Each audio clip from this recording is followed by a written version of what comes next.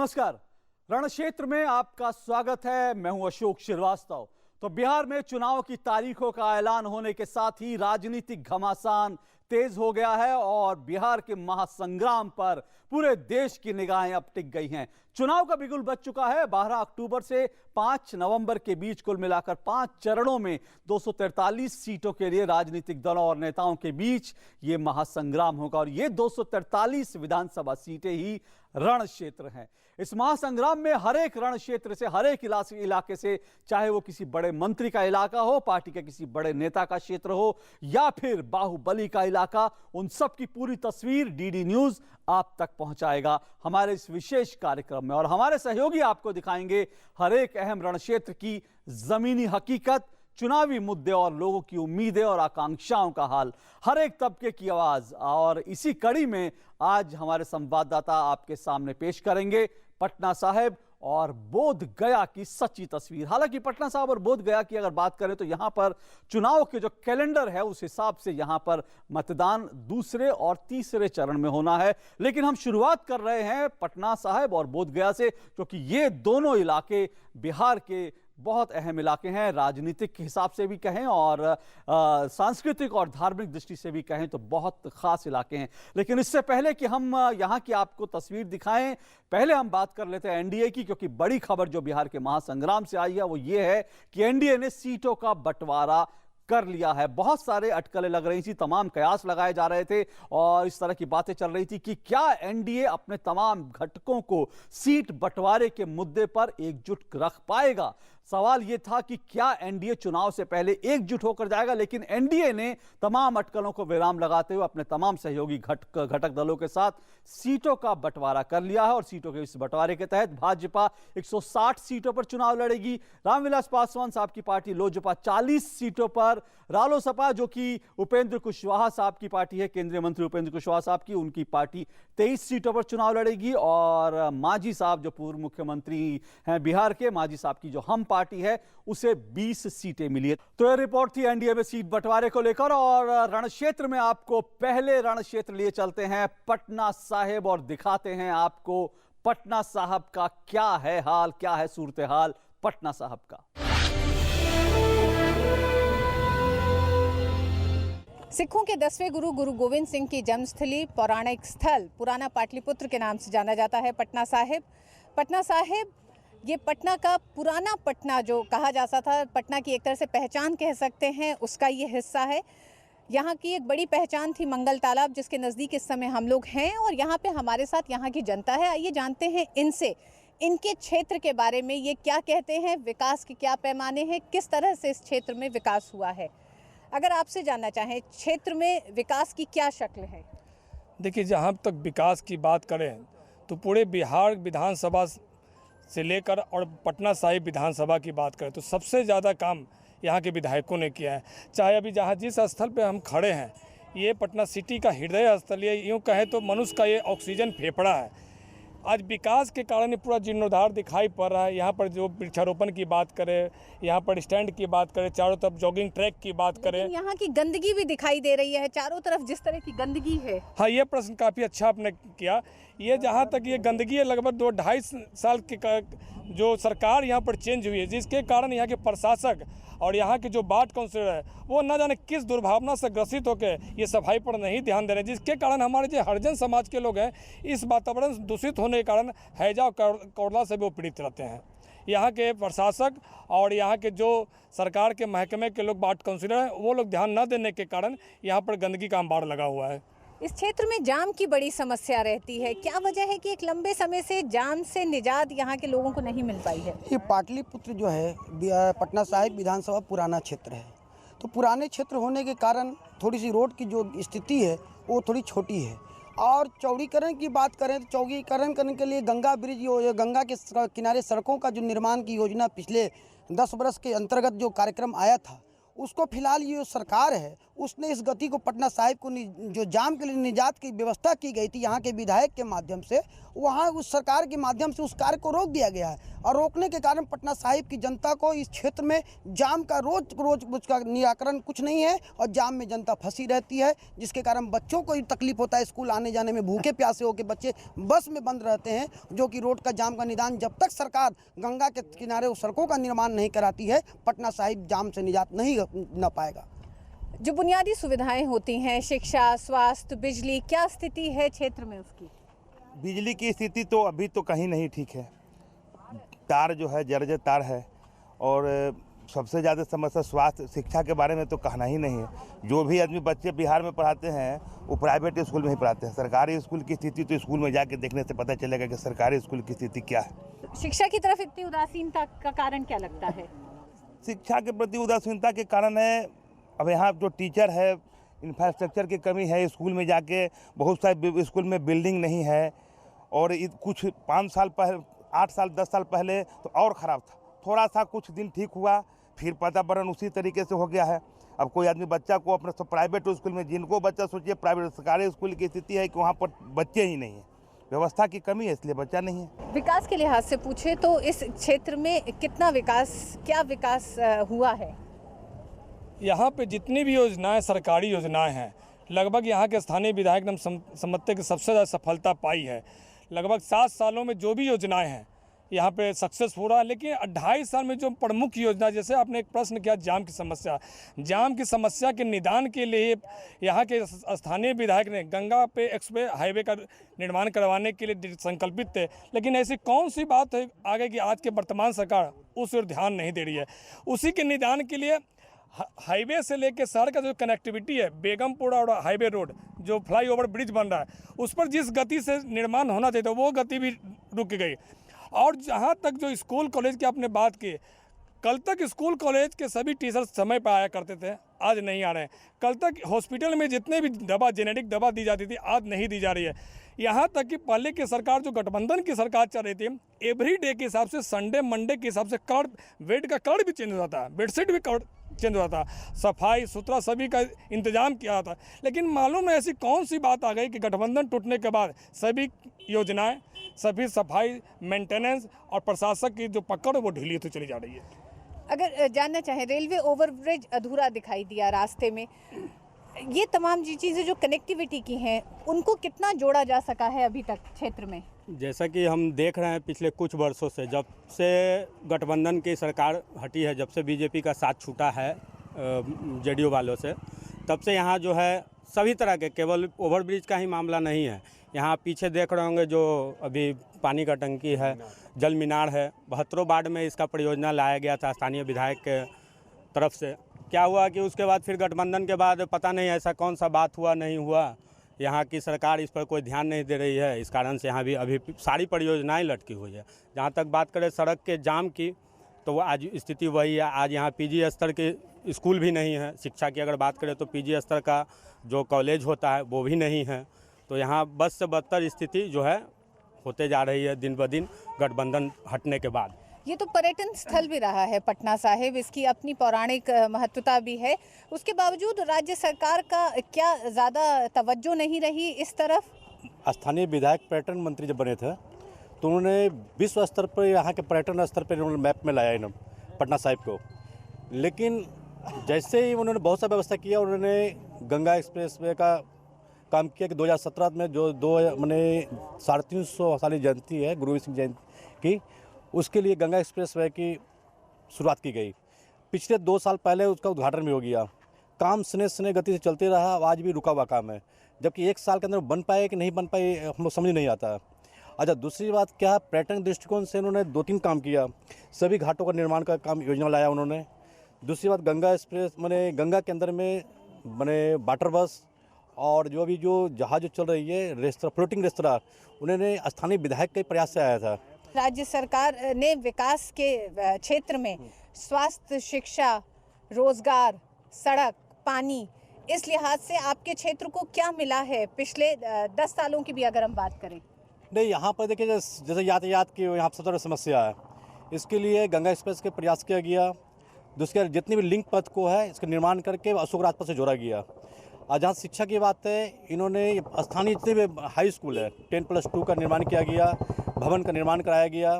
क्या टीचर हैं वहाँ पर भवन के निर्माण के बाद? हाँ, टीचर है, लेकिन वो पढ़ाई नहीं कर रहे, मॉनिटरिंग नहीं हो पाता है। कुछ शिक्षा मित्रों का या शिक्षा समिति का गठन किया गया, वो लोग भी मॉनिटरिंग नहीं कर पाए और फेल कर गया वो। और यहाँ पे जहाँ तक ये पर्यटन के दृष्टिकोण से या जल के दृष्टिकोण से, जल मीनार आप देख ले रहे हैं, यहाँ पे पूरे पटना के अंदर में स्वच्छ पेयजल के लिए एक योजना लाई गई जो पूरे पटना में स्वच्छ जल मिलेगी। लेकिन पता नहीं एट ए टाइम क्या हुआ, 2014 में ही काम को स्टार्ट होना चाहिए, लेकिन 2015 हो गया, काम रुका हुआ है। अस्थिर सरकार का खामियाजा जनता भुगत रही है, ऐसा हाँ, लगता है? एकदम। यहाँ पर एक्चुअली क्या है कि इससे पहले जो आरजेडी की सरकार थी, तो यहाँ पे व्यापार को ठप करने के लिए यहाँ पर नो एंट्री लगा दिया गया, जिससे व्यापारिक बड़ी बुरी तरह त्रस्त हो गए। यहाँ के व्यापार उखड़ गए, ट्रांसपोर्ट उखड़ गए। तो आपको भी लगता है क्या कानून व्यवस्था कहीं राज्य में ढीली हुई है, जिसकी वजह से इलाके में जो एक तरह से कह सकते हैं कि व्यवसाय नहीं लोग कर पा रहे, ठीक से इन सब चीज़ों पे असर पड़ा है? विगत 2 वर्षों से कानून की व्यवस्था बहुत ढीली हुई है और आए दिन आप पेपर में पढ़ते होंगे, लूट पटार, जब से गठबंधन से सरकार अलग हुई है, जब से कानून व्यवस्था ढीली पड़ चुकी है। आप कुछ कहना चाहेंगे अपने राज्य के बारे में, यहाँ की समस्या, अपने क्षेत्र के बारे में, यहाँ की समस्याओं के बारे में? देखिए, राज्य के बारे में तो मैं कहना चाहता हूँ कि आज से कुछ दिन पहले विकास नज़र आ रहा था। सिर्फ रोड पे चलिए तो पहुँचना हो आधा घंटा में, तो वो पहुँचता है 3 घंटा में। एम्बुलेंस में ही आदमी दम घुट के मर रहा है। तो ये जाम बहुत बड़ी समस्या है। ये गंगा किनारे से रोड बनना था। क्या राजनीतिक उदासीनता का भी शिकार हुआ है पटना साहिब विधानसभा क्षेत्र? राजनीतिक उदासीनता तो है यहाँ पर। राजनीति में जिस तरह से आरजेडी शासन में गुंडों लोग को राजनीतिक नेता बनाया गया, बढ़िया लोग नेतागिरी में मानना नहीं चाहते हैं, जिससे नेता का जो क्षमता होता था काम करने का, वो क्षमता हमारे स्थानीय विधायक नरसिंह यादव जितना काम किए हैं, शायद ही हमें पूरे बिहार में ऐसा कोई काम किया होगा। पटना साहिब में जितना काम दिखाई पड़ता है, आप खुद थोड़ा सा बगल चल जाइए, कोई भी उतना काम नहीं है। लेकिन जितना काम यहाँ चालू था, उस सब काम, विकास का काम जो था रुक गया है। जो फंड था, वो फंड को रोक दिया गया है, फंड ही नहीं पास हो रहा है। विकास का कौन सा काम हो रहा था जो रुका हुआ है? विकास का काम है, देख लीजिए सामने जा रहा है, पानी के जल मीनार है, ये रुक गया, ये नहीं हो रहा है। गंगा का रोड बना था, वो नहीं हो रहा है। सारा रोड में जो नाली गली जो बन रहा है, सब आधा काम बना हुआ, सब जो काम किया उसका भी पैसा नहीं मिल रहा है, सारा फंड बंद हो गया है। शहर में बेहद गंदगी हमने देखी है, जगह जगह कूड़ा इकट्ठा पड़ा है। गंदगी का मुख्य कारण है कर्मचारी को पैसा नहीं मिलना। उन लोगों को पैसा नहीं मिलता है, उन लोगों को कोई मांग पूरा नहीं होता है। कर्मचारी लोग हफ्ता में 1 दिन काम 2 दिन काम करते हैं, 5 दिन हड़ताल पर रहते हैं। सरकार ठीक से पेमेंट नहीं कर पा रही है, जिसके चलते वो लोग उदासीनता है, काम नहीं कर पाते हैं बढ़िया ढंग से। पटना साहिब बेहद पुराना शहर है, एक तरह से कह सकते हैं पटना की पहचान का क्षेत्र कहलाता है पटना साहिब। लेकिन उसके बावजूद जिस तरह से इस शहर की गंदगी को हमने देखा, उसके अलावा बुनियादी सुविधाओं का अभाव, निश्चित रूप से कुछ परियोजनाएं आई, जैसा कि यहाँ पर तमाम लोग मौजूद हैं, उनका कहना है। लेकिन एक बार फिर वो राज्य में राजनीति के चलते, राजनीतिक प्रतिद्वंद्विता के चलते वो सारी अधर में लटकी हुई हैं, और जिसका खामियाजा यहाँ की जनता भुगत रही है। कैमरामैन विनय के साथ ऋतु वर्मा, पटना साहिब से।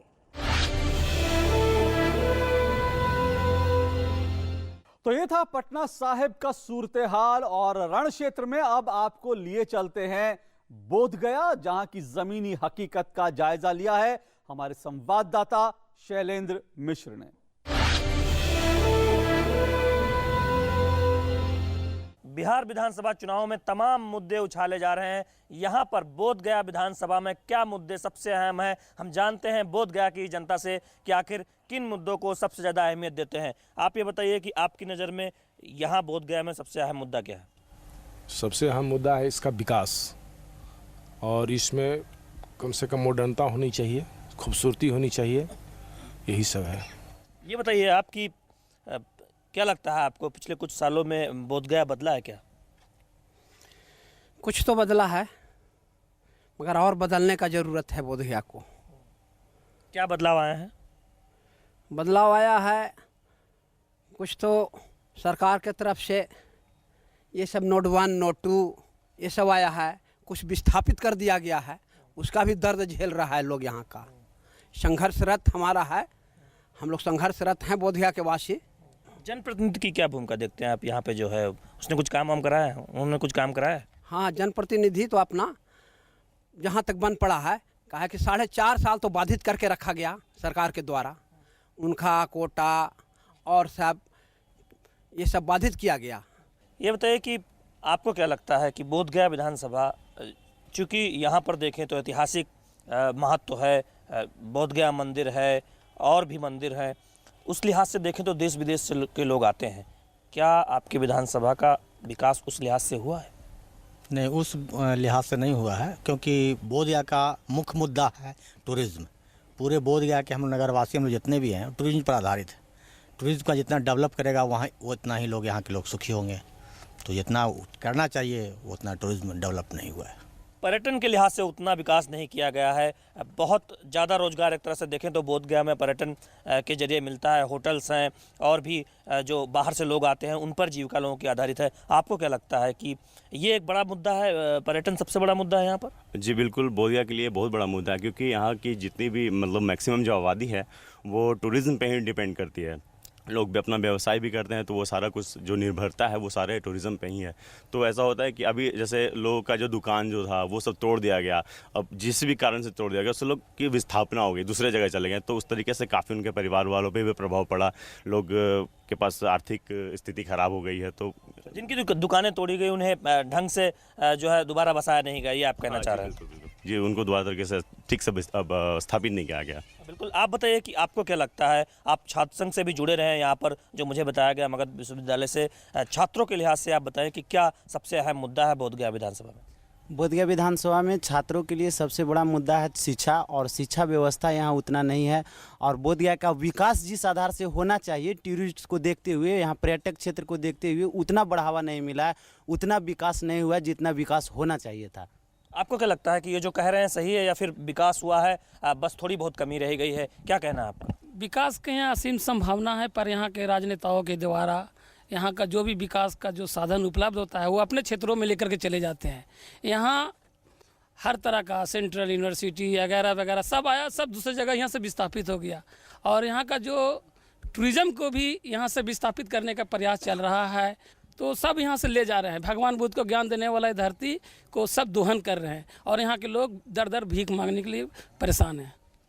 भगवान बुद्ध को ज्ञान देने वाली इस धरती की ये बात कर रहे हैं। सिद्धार्थ से भगवान बुद्ध बनने का जो सफ़र था वो यहीं पर पूरा किया था भगवान बुद्ध ने, बोध वृक्ष के नीचे। उस धरती की अगर हम बात करें, आपको क्या लगता है क्या मुद्दा है बोधगया विधानसभा में सबसे बड़ा?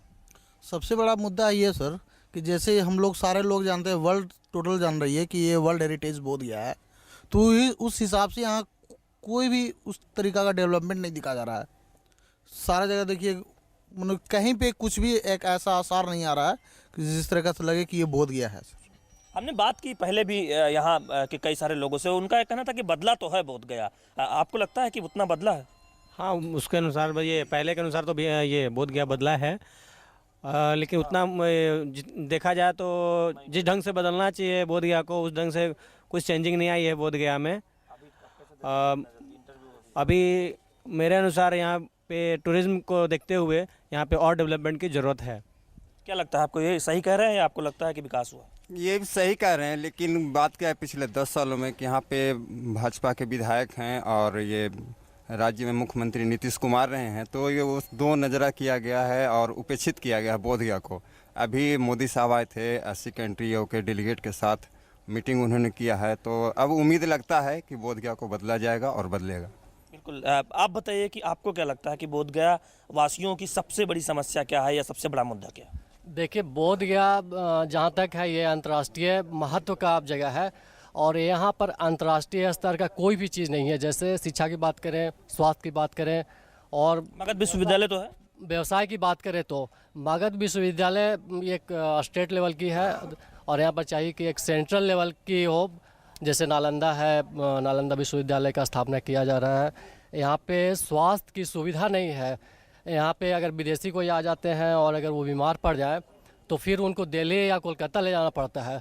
आपको लगता है कि ये सही कह रहे हैं या है चिकित्सा सुविधा है? नहीं, चिकित्सा सुविधा यहाँ नहीं है, होना चाहिए। और क्या मुद्दे हो सकते हैं, क्या लगता है आप लोगों को? आप कुछ बात करना चाहेंगे बोधगया को लेकर, क्या मुद्दे? जी, बोध गया में सर सबसे पहली बात यहाँ शिक्षा की बहुत कमी है। यहाँ जो भी रूरल एरिया है उस तरफ जितना भी स्कूल है जो टीचर पढ़े नहीं आते हैं, केवल अटेंडेंस बनाया जाता है। साइकिल में गबन किया गया और हर तरह के है पुस्तकालय में गबन किया गया। इस पर राज्य सरकार ध्यान नहीं दे रही है। पर्यटन निश्चित तौर पर एक बड़ा मुद्दा है यहाँ पर, चूंकि अंतर्राष्ट्रीय स्तर के महत्व वाला ये जगह है और यहाँ पर पर्यटन की सुविधाएं बेहतर हो, सभी ये चाहते हैं। और कौन बोलना चाहेगा? आप बताइए, आप क्या कह रहे हैं? सर, हम ये कहना चाह रहे हैं, ये पर्यटन स्थल है, टूरिस्ट यहाँ आते हैं, लेकिन उनको रोकने के लिए यहाँ व्यवस्था ढंग का नहीं है। क्योंकि टूरिस्ट आते हैं, यहाँ पे रुकते हैं, जिस तरह आगरा वगैरह में डांस प्रोग्राम वगैरह होता है तो टूरिस्ट उसको देखने के लिए रुकते हैं, वन नाइट स्टे करते हैं। लेकिन ऐसा देखा जाए तो सिर्फ बौद्ध ही मंदिर को देखने के बाद कुछ ऐसा आकर्षित जगह नहीं है जिसके वजह से टूरिस्ट निश्चित रूप से रुके कि नहीं हम उसको देख करके ही यहाँ से जाएंगे, उस तरह का। और पहली बात, जो हमारा गया इंटरनेशनल एयरपोर्ट है, इसको कम से कम कोलकाता और दिल्ली ये सब जगह से डेली फ्लाइट रहने के वजह से टूरिस्ट का फ्लो बढ़ेगा। जब टूरिस्ट का फ्लो बढ़ेगा तो ऑटोमेटिक यहाँ का बिजनेस बढ़ेगा। बिल्कुल, जो है टूरिस्ट का फ्लो बढ़ेगा तो बिजनेस बढ़ेगा, ये कह रहे हैं। आप कुछ कहना चाह रहे हैं? कहना चाह रहे हैं, बोध गया को केवल पर्यटन में, यहाँ पर बहुत सारे पर्यटन के और रास्ते हैं। जिस तरह से हस्तकरघा उद्योग और गाँव को, हमारे लोगों को सेल्फ स्किल डेवलपमेंट अंतर्गत के द्वारा उनको शिक्षित कर करके यहाँ पर पर्यटकों को अपने पूरे भारत का दर्शन कराया जा सकता है। पर भारत सरकार या बिहार सरकार के पास में ऐसी कोई योजना नहीं। हम लोग बार बार लिखते रहते हैं कि यहाँ के गाँवों को गोद में ले करके उनको कुछ विशेष तौर पर से, जिस तरह से आगरा में और दूसरे शहरों में वहाँ के गांव को एक विकास कर करके उसको दिखाया जाता है कि यहाँ के ये रहन सहन है, पर यहाँ ऐसा कोई साधन नहीं है। पर्यटक घूमना चाहते हैं इस तरह की जगह पर, ये हम लोग चाहते हैं कि ये पूरा बोध गया का चौतरफा विकास हो, ये ना कि केवल यहाँ पर आए। बिल्कुल, जब बोध गया अंतर्राष्ट्रीय महत्व का पर्यटन केंद्र है तो पर्यटन की बातें भी ज़्यादा होंगी और पर्यटन को लेकर बेहतर सुविधा हो, ये एक अहम मुद्दा बोध गया विधानसभा में जरूर आएगा। कोई और किसी और मुद्दे पर बात करना चाहता हो तो हम जरूर जानना चाहेंगे। आप क्या कहना चाहते हैं? अगर नीति और रीति में अगर अपने आत्मसात करें तो हर चीज़ संभव है। क्या कहना चाह रहे हैं, बताइए। हम कहना चाह रहे हैं अपने सरकार से कि आप बहुत बार यहाँ आए, बड़ी चिंतन और मंथन किए, 12 बजे रात में आप मुचलिंदा सरोवर देखने गए मगर चूचू का मुरब्बा बन के रह गया। तो दुर्भाग्य है इससे, नीतीश कुमार के बारे में कह रहे हैं। जी, इस दुर्भाग्य है मुख्यमंत्री जी का कि आप इतने सजग हुए, काल चक्र पूजा कैंसिल कर दिए। आज हमारे यहाँ पर्यटक पर हम आधारित हैं, यहाँ के लोग अपना सब चीज़ लगा करके और आज उसका तैयारी किया हुआ था और एक बैग अचानक आप काल चक्र पूजा को स्थगित कर दिए। साथ ही साथ अगर मन में आपका सेवा का भावना है तो सेवा करें, विकास करें, मगर किसी तरह का आप जुमलाबाजी का जो शब्द यूज कर लेते हैं हर जगह कि केवल जुमला ही जुमला है, तो ऐसे विकास नहीं होने वाला है। आप बहुत मुस्कुरा रहे हैं, क्या कहना चाहते हैं? लगता है इनसे आप इत्तेफाक नहीं रखते। हम कहना चाहते हैं कि देश के विकास होगा, राज्य के विकास होगा, गांव का विकास होगा तो बोध गया के भी विकास होगा साथ ही साथ। ये स्पेशली बोध गया के विकास नहीं हो सकता है। क्यों नहीं हो सकता? अलग से नहीं हो सकता है, इसलिए कि पर्यटक जगह तो है, बाकी बोध गया के लोग शांति व्यवस्था बनावें तब विकास होगा। हाल में अशांति लोग मन हो गया बोध गया में, इसका चलते पर्यटक आना बंद हो गया। यहाँ पर कुछ राजनीतिक लोग भी हैं जो उस लिहाज से अपनी बातें कह रहे हैं, लेकिन हम बोध गया विधानसभा में बोध गया की जनता के द्वारा मुद्दे उठा रहे हैं, जिसमें खास तौर पर यह बात उभर कर आती है कि पर्यटन का बहुत महत्वपूर्ण केंद्र है बोध गया और वहाँ उस लिहाज से विकास नहीं हो पाया। और सभी यही चाहते हैं कि आने वाला जो जनप्रतिनिधि हो, जो नई सरकार हो बिहार में, वो बोध गया पर खास तौर पर ध्यान दे। कैमरामैन संजय जना के साथ शैलेंद्र मिश्र, डीडी न्यूज, बोध गया।